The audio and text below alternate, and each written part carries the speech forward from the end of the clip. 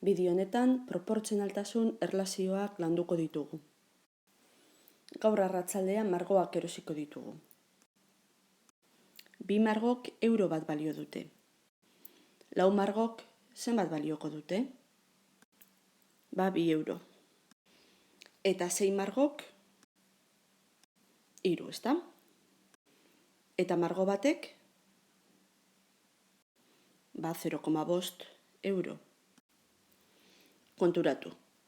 Margo kopurua bikoizterakoan, prezioa bikoiztu eginda. Margo kopurua hirukoizterakoan, bider hiru egiterakoan, prezio ere bai bider hiru edo hirukoiztu egiten da.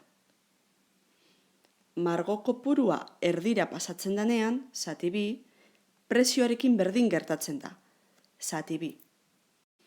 Magnitudeetako bat biderkatzen bada, eta bestea ere era berdinean biderkatzen bada, edo magnitudeetako bat zatitzen bada eta bestea ere berdin zatitzen bada, bi magnitudeak zuzenki proportzionalak direla esaten da. Taula honetan fijatzen bagara, zatiki baliokide batzuk aurkituko ditugu. 2 lauren eta 1 biren. Bardin, 4 seiren eta 2 eren hartzen baditugu. Zatiki bi horiek baliokideak dira. 2 lauren simplifikatu egiten badugu, erdia daukagu, eta 4 seiren simplifikatuta 2 eren. Proportzionaltasun zuzena daukagunean, balio pareetatik zatiki baliokideak lortzen dira. Institutua margostu nahi dugu. 4 pintorek 15 egun behar dituzte instituto guztia margosteko. 2 pintorek zenbat denbora beharko dute lan bera egiteko?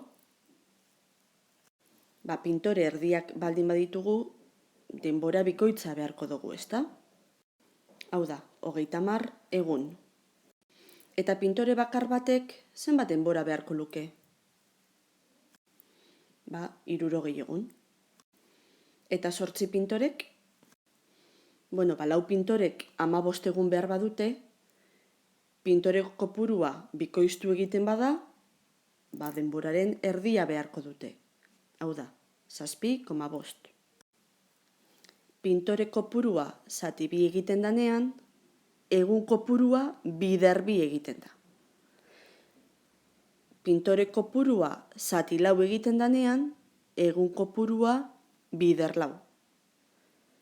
Pintore kopurua bider bi, egun kopurua zati bi.